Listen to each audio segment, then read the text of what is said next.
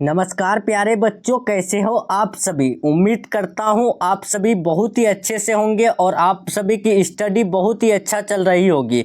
तो प्यारे बच्चों, आज का क्लास आप सभी प्यारे स्टूडेंट के लिए बहुत बहुत इम्पोर्टेंट है, क्योंकि आज के क्लास में हम लोग करेंगे क्लास 12 होम साइंस यानी गृह विज्ञान का फाइनल बोर्ड परीक्षा के लिए top 35 most important objective question, जो आपके फाइनल बोर्ड एग्जाम की दृष्टि से काफ़ी महत्वपूर्ण क्वेश्चन है। तो सभी प्यारे स्टूडेंट इस क्लास को पूरा लास्ट तक जरूर देखिएगा और ये 35 प्रश्न आप सभी जो है आज के ही क्लास में अभी याद करने की कोशिश कीजिएगा, ठीक है। और सभी क्वेश्चन का आंसर आप सभी जो है लाइव चैट कमेंट बॉक्स में देते रहिएगा। आंसर देने से आपको जल्दी याद होगी प्यारे स्टूडेंट, ठीक है। और जल्दी याद होगी तो आप लोग जो है एग्जाम में जाकर के कंफ्यूज नहीं होंगे। आप सभी जो है हर एक क्वेश्चन का आंसर आसानी से लगा सकते हैं, ठीक है। तो इसीलिए आप लोग लाइव चैट कमेंट बॉक्स में हर एक क्वेश्चन का आंसर देते रहिएगा और याद करते चलिएगा, ठीक है। तो चलिए प्यारे बच्चों, क्लास को हम लोग शुरू करते हैं बिना टाइम को विलंब किए, बिना टाइम को वेस्ट किए।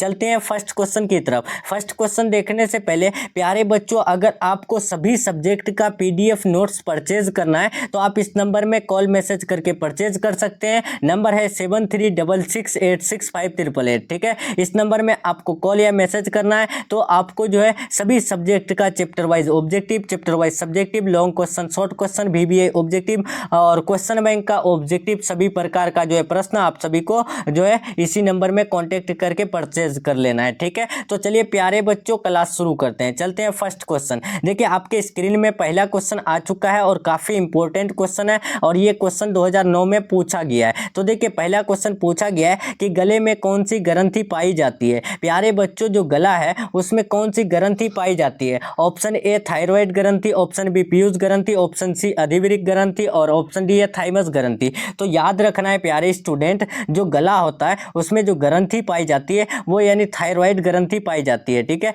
राइट आंसर ऑप्शन नंबर ए हो जाएगा। नेक्स्ट क्वेश्चन की तरफ बढ़ते हैं हम लोग। दूसरा नंबर, अंतःस्रावी ग्रंथियां होती है। प्यारे बच्चों, जो अंतःस्रावी ग्लैंड जो होती है वो कैसी ग्लैंड होती है। नलिका विहीन ग्रंथियां, वाहिनी यानी नलिका युक्त जो है ग्रंथियां। ऑप्शन सी है ए और बी दोनों, ऑप्शन डी इनमें से कोई नहीं। तो प्यारे बच्चों, आपको याद रखना है जो अंतःस्रावी ग्रंथियां होती है वो यानी नलिका विहीन ग्रंथियां होती है, ठीक है। राइट आंसर ऑप्शन नंबर ए हो जाएगा। नेक्स्ट क्वेश्चन की तरफ हम लोग बढ़ते हैं। तीसरा नंबर काफी इंपॉर्टेंट क्वेश्चन है, ठीक है। तो सभी प्यारे स्टूडेंट प्लीज आप सभी जो है लाइव चैट कमेंट बॉक्स में आंसर देते रहिएगा। तीसरा नंबर देखिए पूछा गया है, महिलाओं में कितने अंडाशय होते हैं। प्यारे बच्चों, महिलाओं में कितने अंडाशय, ठीक है। इंग्लिश में इसे बोलते हैं ओविडक्ट। तो बताना है यानी महिलाओं में कितने ओविडक्ट होते हैं। 1 होते हैं, 2 होते हैं, 3 होते हैं या फिर 4 होते हैं। तो आपको याद रखना है महिलाओं में 2 अंडाशय होते हैं, ठीक है। Right answer option number B हो जाएगा। नेक्स्ट क्वेश्चन की तरफ हम लोग बढ़ते हैं।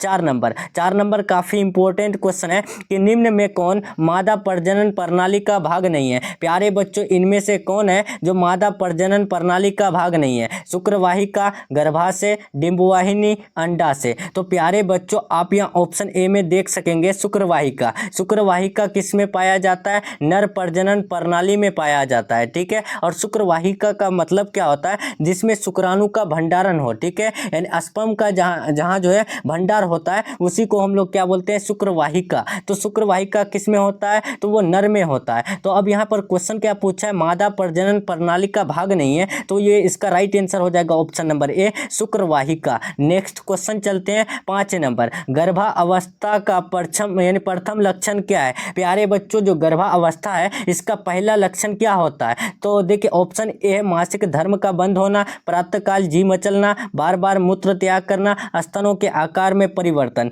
तो प्यारे बच्चों, जब कोई औरत जो है प्रेग्नेंट होती है तो उसका जो पहला लक्षण क्या पता चलता है, यानी कैसे पता चलेगा कि वो औरत जो है गर्भावस्था में आ चुकी है। तो आपको याद रखना है उनका मासिक धर्म बंद हो जाता है, ठीक है। यानी मेंस्ट्रुअल साइकिल जो है बंद हो जाता है। राइट आंसर ऑप्शन नंबर ए हो जाएगा, मासिक धर्म का बंद होना, इसी से पहला लक्षण पता चलता है प्रेगनेंसी का, ठीक है। नेक्स्ट चलते हैं 6 नंबर देखिए काफी इंपॉर्टेंट क्वेश्चन है कि एक गर्भवती स्त्री के लिए कौन सा सर्वश्रेष्ठ व्यायाम है। प्यारे बच्चों, एक प्रेग्नेंट वीमेन है, ठीक है, उसके लिए जो है सबसे बेहतर व्यायाम क्या होता है। क्या वो दौड़ना होता है, कूदना होता है, नाचना होता है, टहलना होता है। तो प्यारे बच्चों, आप लॉजिक से लगा सकते हैं कि एक प्रेग्नेंट औरत है क्या वो यानी प्रेगनेंसी के टाइम यानी प्रेग्नेंट रहेगी तो वो दौड़ेगी नहीं ना, तो ये बिल्कुल गलत है। कूदेगी नहीं, गलत है। नाचेगी नहीं, गलत है। तो इसका राइट आंसर क्या होगा? टहलेगी। ठीक है, राइट आंसर डी होगा। नेक्स्ट क्वेश्चन की तरफ बढ़ते हैं। 7 नंबर काफी इंपॉर्टेंट क्वेश्चन है और पूछा गया क्वेश्चन है। देखिए कि प्रसव उपरांत देखभाल के अंतर्गत किसकी देखभाल की जाती है? प्यारे बच्चों, जब प्रसव होता है तो प्रसव के उपरांत देखभाल के अंतर्गत किसकी देखभाल की जाती है? माँ की, शिशु की, दोनों की, किसी का नहीं। तो प्यारे बच्चों आपको याद रखना है 7 का राइट आंसर हो जाएगा। माँ का भी देखभाल की जाती है और शिशु का भी। तो राइट आंसर हो जाएगा ऑप्शन नंबर सी, ए और बी दोनों। नेक्स्ट क्वेश्चन चलते हैं 8 नंबर। मासिक, देखिए यहाँ पर 8 नंबर पूछा गया है कि मासिक धर्म चक्र साधारणतः कितने दिनों का होता है? प्यारे बच्चों, मासिक धर्म चक्र किसको बोलते हैं? मेंस्ट्रुअल साइकिल को बोलते हैं। ठीक है, तो मेंस्ट्रुअल साइकिल जो होती है यानी गर्ल्स में या फिर वीमेन में, तो वो कितने दिनों की होती है? 22 दिन, 24 दिन, 28 दिन, 30 दिन। तो आपको याद रखना है इसका राइट आंसर 8 का होगा, ऑप्शन नंबर सी, 28 दिन में। ठीक है, राइट आंसर सी होगा। और 14वें दिन क्या होता है? तो 14वें दिन जो है अंडोत्सर्ग होते हैं। क्या होते हैं? अंडोत्सर्ग होते हैं। आपको याद रखना है प्यारे स्टूडेंट, ये भी क्वेश्चन पूछे जाते हैं कि अंडोत्सर्ग की यानी कितने दिनों में होती है? तो वो 14वें दिन होती है। ठीक है, नेक्स्ट क्वेश्चन की तरफ बढ़ते हैं। 9 नंबर। 9 नंबर काफी इंपॉर्टेंट क्वेश्चन है और पूछा गया क्वेश्चन है। देखिए यहाँ पर 9 नंबर पूछा गया है कि महिलाओं में गर्भावस्था के दौरान रक्त में किस तत्व की कमी हो जाती है? प्यारे बच्चों, जो वीमेन है या फिर यानी महिला है, तो उनके जो गर्भावस्था होती है यानी गर्भ का जब यानी धारण करती है, तो उसके बाद जो है किस रक्त यानी किस तत्व की कमी होती है? रक्त में यानी ब्लड में। तो आपको याद रखना है प्यारे स्टूडेंट, ब्लड में जो है कैल्शियम की कमी हो जाती है। ठीक है, right answer option number B हो जाएगा। नेक्स्ट क्वेश्चन चलते हैं 10 नंबर। 10 नंबर काफी इंपॉर्टेंट क्वेश्चन है और पूछा गया क्वेश्चन है कि नर में शुक्राणु किस नलिका में स्थित होता है? प्यारे बच्चों, नर में शुक्राणु जो है किस नलिका में स्थित होता है? अपवाहिकी नलिका, शुक्र नलिका, शुक्रवाहिका नलिका या फिर ऑप्शन डी नलिका। तो आपको इससे पहला ही नंबर में आपको बता चुके हैं, सॉरी दूसरा नंबर में, कि देखिए शुक्रवाहिका में क्या होता है? शुक्राणु का भंडारण होता है, मतलब कि शुक्राणु जाके वहां पर स्थित होता है। तो देखिए नर में शुक्राणु जो है किस में स्थित होता है? तो वो शुक्रवाहिका नलिका में होता है। ठीक है, राइट आंसर सी होगा। उम्मीद करते हैं आप इन प्रश्नों को नहीं भूलिएगा, आप याद करते चल रहे हैं। देखिए 11 नंबर देखिए कि निम्नलिखित में कौन मानव शरीर की सबसे बड़ी ग्रंथि है? प्यारे बच्चों, इनमें से कौन है जो मानव शरीर की सबसे बड़ी ग्रंथि है? यकृत है, थायराइड है, विट्सन है, अंडाशय है। प्यारे बच्चों, ये क्वेश्चन आप याद रखिएगा, स्टार लगा रहे हैं, ये प्रश्न आपको इस बार पूछे जाएंगे। देखिए इनमें से कौन मानव शरीर की सबसे बड़ी ग्रंथि होती है? तो वो यकृत होती है। ठीक है, यकृत जिसको हम लोग इंग्लिश में क्या बोलते हैं? लीवर बोलते हैं। कभी कभी आपको जो है हिंदी में भी लीवर दे सकते हैं, तो आप कंफ्यूज नहीं होइएगा। मानव शरीर की सबसे बड़ी ग्रंथि लीवर ही होती है यानी यकृत होती है। नेक्स्ट चलते हैं 12 नंबर। हार्मोनल असंतुलन का सामान्य लक्षण है? प्यारे बच्चों, हार्मोन जब असंतुलित हो जाता है तो उसका सामान्य लक्षण क्या होता है? पेट की चर्बी में वृद्धि, घबराहट, चिड़चिड़ाहट, अनिद्रा या फिर इनमें से सभी। तो प्यारे बच्चों आपको याद रखना है, जब हार्मोन असंतुलन होती है तो उससे हम लोग पता यानी उनका जो लक्षण होता है कि पेट की चर्बी में वृद्धि, यानी पेट में जो चर्बी होती है उनका जो है बढ़ जाना, घबराहट होना, चिड़चिड़ाहट होना, अनिद्रा होना। ठीक है, ये सब क्या है? हार्मोनल असंतुलन का जो है असामान्य लक्षण है। तो राइट आंसर डी होगा इनमें से सभी। नेक्स्ट चलते हैं 13 नंबर। 13 नंबर काफ़ी इंपॉर्टेंट क्वेश्चन है और सभी प्यारे स्टूडेंट को ये क्वेश्चन अच्छे से पता होगा। ठीक है, तो देखिए पूछा गया है कि गर्भ में शिशु का विकास कितने दिनों में होता है? प्यारे बच्चों, आपको तो महीनों में पता है कि गर्भ में शिशु का विकास कितने दिन यानी कितने महीनों में होता है? 9 माह में होता है। अब यहाँ पर हमको क्वेश्चन क्या पूछा गया है कि गर्भ में शिशु का विकास कितने दिनों में होता है? तो दिन में आप आराम से निकाल सकते हैं। 1 माह में कितने दिन होता है प्यारे स्टूडेंट?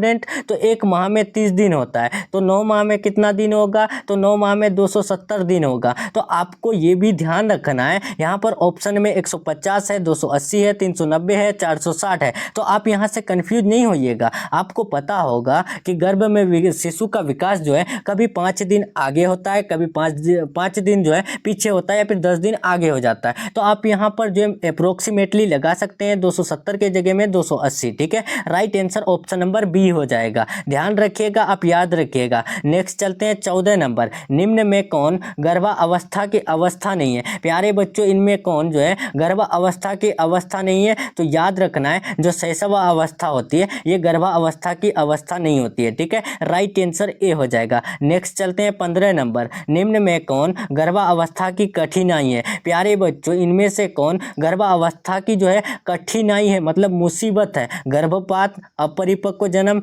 गर्भकालीन विषाक्तता, इनमें से सभी। तो आप अगर यानी आपको अगर पता होगा या फिर आपके अंदर अगर थोड़ा भी लॉजिक है तो आप इन प्रश्नों का आंसर आराम से लगा सकते हैं कि गर्भावस्था की कठिनाई कौन होगा। प्यारे स्टूडेंट, क्या गर्भपात करने पर कठिनाई होगी? जी हाँ, बहुत कठिनाई होती है, ठीक है। अपरिपक्व जन्म, जी हाँ, बहुत कठिनाई होती है, इसमें भी मुसीबत आती है, ठीक है। गर्भकालीन विषाक्तता, इसमें भी बहुत मुसीबत होती है, गर्भावस्था की कठिनाई है, ठीक है। राइट आंसर हो जाएगा ऑप्शन नंबर डी, यानी इनमें से सभी। नेक्स्ट चलते हैं प्यारे स्टूडेंट 16 नंबर, प्रसव उत्तर अवधि है। प्यारे बच्चों, प्रसव उत्तर अवधि किसे कहते हैं? तो देखिए, ये क्वेश्चन आपको सब्जेक्टिव में भी पूछ सकते हैं कि प्रसव उत्तर अवधि किसे कहते हैं। तो आपको याद रखना है प्रसव से 45 दिनों के अंतराल को हम लोग क्या कहते हैं? प्रसवोत्तर अवधि कहते हैं। तो राइट आंसर हो जाएगा ऑप्शन नंबर सी, प्रसव से 45 दिनों तक, ठीक है। क्या कहलाता है? प्रसवोत्तर अवधि। राइट आंसर ऑप्शन नंबर सी।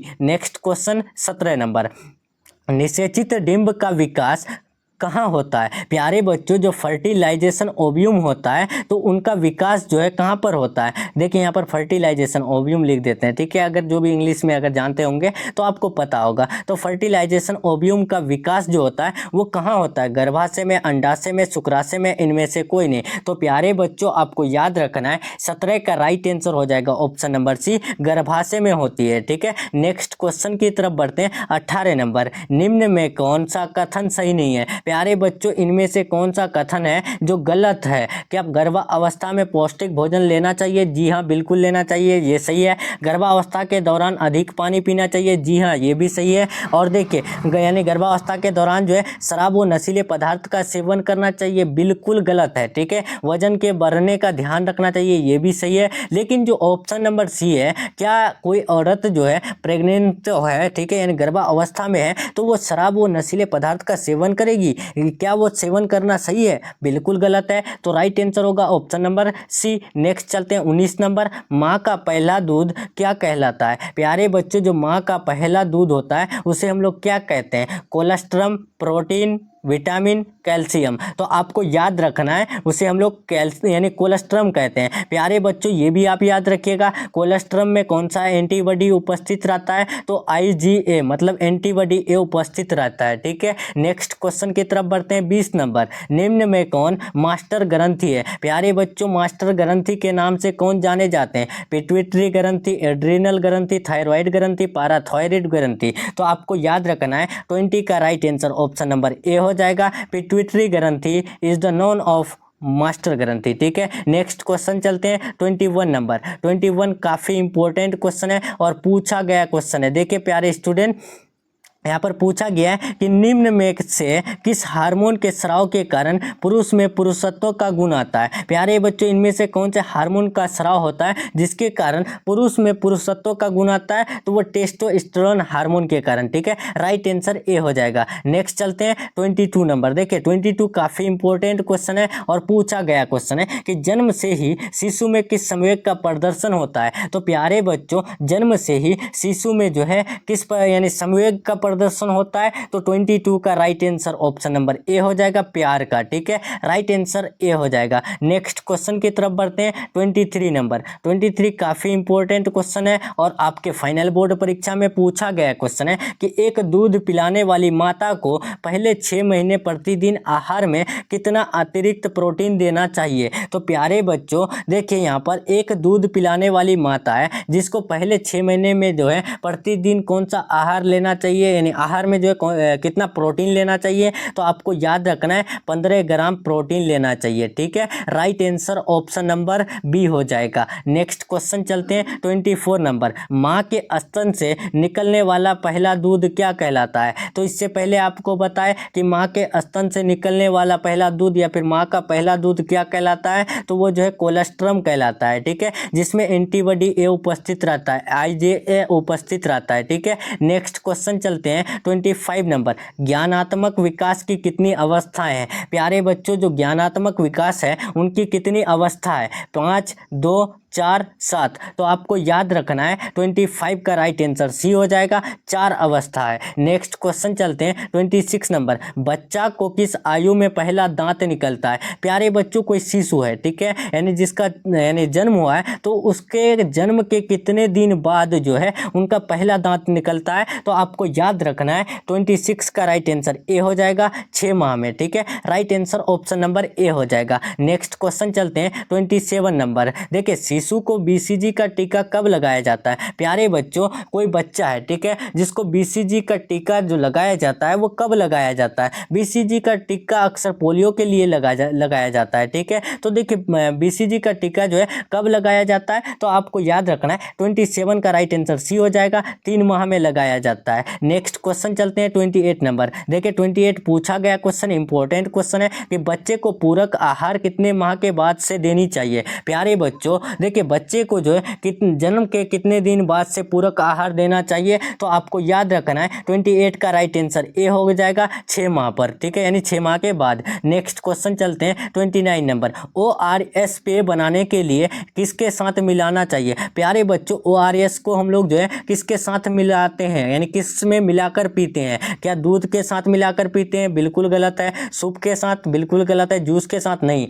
हम लोग जो है ORS को किसके साथ मिलाते हैं? पानी के साथ मिलाकर जो है पीते हैं। ठीक है, और पानी के साथ ही मिलाना चाहिए। ठीक है, इसीलिए राइट आंसर डी होगा, इनमें से कोई नहीं। नेक्स्ट चलते हैं 30 नंबर। देखिए कि 2 वर्ष से 6 वर्ष तक की आयु को कहते हैं। प्यारे बच्चों, देखिए कोई बच्चा 2 वर्ष से 6 वर्ष के बीच में आता है, तो उसे हम लोग यानी किस अवस्था में रखेंगे? तो आपको याद रखना है 30 का right answer option number B हो जाएगा, बाल्य अवस्था। ठीक है, नेक्स्ट क्वेश्चन चलते हैं 31 नंबर। जन्म के समय भारतीय बच्चे की औसत लंबाई होती है। प्यारे बच्चों, देखिए यहाँ पर भारतीय बच्चे पूछा है। ठीक है, यानी कोई भी बच्चे भारत में जन्म लेते हैं तो उसका औसत लंबाई यानी लेंथ जो होता है, हाइट होता है, तो वो कितना होता है? तो क्या वो 40 सेंटीमीटर, 80 सेंटीमीटर, 50 सेंटीमीटर, 30 सेंटीमीटर? तो आपको याद रखना है 50 सेंटीमीटर होता है। और औसत भार कितना होता है? तो औसत वजन 2.5 से 3 किलो होता है। ठीक है, कितना? 2.5 से 3 होता है, आपको याद रखना है। नेक्स्ट चलते हैं 32 नंबर। 32 काफ़ी इंपॉर्टेंट क्वेश्चन है और पूछा गया क्वेश्चन है कि देखिए 30 सितंबर 1993 के अनुसार आंगनबाड़ी योजना के अंतर्गत कितने करोड़ बच्चे और माताएं पूरक आहार जो है पोषण प्राप्त कर रहे थे? प्यारे बच्चों, 30 सितंबर 1993 के अनुसार पूछा है, और आंगनबाड़ी योजना में जो दाल चावल मिलते थे, तो उसमें कितने करोड़ बच्चे और माताएं जो है पूरक पोषण प्राप्त कर रहे थे? तो आपको याद रखना है 32 का राइट आंसर बी हो जाएगा, 1.95 करोड़ जो है यानी माताएं और बच्चे जो है क्या कर रहे थे, यानी पूरक पोषण प्राप्त कर रहे थे। जैसे कि दाल और चीनी चावल ये सब मिलते थे ना, यानी अभी भी मिलते हैं। ठीक है, तो वो यानी 30 सितंबर 1993 के अनुसार यहाँ पर क्वेश्चन पूछा है। ठीक है, तो वहाँ पर जो है 1.95 करोड़ जो है लोग यानी पूरक पोषण प्राप्त कर रहे थे। नेक्स्ट चलते हैं 33 नंबर। देखिए काफ़ी इंपॉर्टेंट क्वेश्चन है, पूछा गया क्वेश्चन है, और इससे पहले भी आपको बताया कि जन्म के समय नवजात शिशु का औसत भार कितना होता है। तो इसका आंसर आपको जो है लाइव चैट कमेंट बॉक्स में देना है। ठीक है, कहाँ पर? कमेंट बॉक्स में देना है। इससे पहले मैं आपको बताया, तो जन्म के समय नवजात शिशु का औसत भार यानी वजन कितना होता है? 2 किलोग्राम, 2.5 से 3.5 किलोग्राम, 3 किलोग्राम, 4 किलोग्राम। इसका आंसर आप लोग फटाफट से 33 का कमेंट बॉक्स में दे दीजिएगा। ठीक है, तो चलिए नेक्स्ट चलते हैं 34 नंबर। गर्भावस्था में रक्त में किस तत्व की कमी होती है? तो प्यारे बच्चों, आपको बताएं कि गर्भावस्था के दौरान रक्त में जो है कैल्शियम तत्व की कमी होती है। नेक्स्ट चलते हैं 35 नंबर। 35 काफ़ी इंपॉर्टेंट क्वेश्चन है कि संपूर्ण गर्भावस्था में गर्भवती महिलाओं को जो है कितने मिलीग्राम लोहे को शोषित करना जरूरी है? प्यारे बच्चों, ये काफ़ी इंपॉर्टेंट क्वेश्चन है, और ये क्वेश्चन आपके जो है फाइनल बोर्ड परीक्षा में पूछा गया है 2009 और 10 में। में देखिए कि संपूर्ण गर्भावस्था में गर्भवती महिला को जो है कितने मिलीग्राम लोहे को शोषित करना जरूरी है, तो आपको याद रखना है 700 से 1000 जो है मिलीग्राम लोहा शोषित करना बहुत ही जरूरी है। ठीक है, राइट आंसर ऑप्शन नंबर ए हो जाएगा। तो चलिए प्यारे बच्चों, हम लोग का यहाँ यानी 12th होम साइंस गृह विज्ञान का top 35 most important objective question का क्लास कंप्लीट हो रहा है। क्लास कैसा लगा कमेंट में जरूर बताइएगा। और प्यारे बच्चों, अगर आप चैनल से नए जुड़ रहे हैं तो प्लीज़ चैनल को सब्सक्राइब करके बेल आइकन प्रेस जरूर कर लीजिएगा। और अगर आपको 100% लर्ने वाला PDF notes chapter wise objective chapter wise subjective चाहिए तो आप जो है हमारे इस नंबर में कॉल मैसेज करके परचेज कर सकते हैं। नंबर है 7366865888। ठीक है, तो चलिए प्यारे बच्चों, हम लोग जो है मिलते हैं नेक्स्ट क्लास में नेक्स्ट टॉपिक के साथ। तब तक के लिए अपना ख्याल रखें, अपना स्टडी जारी रखें। वीडियो को लाइक करना नहीं भूलिएगा।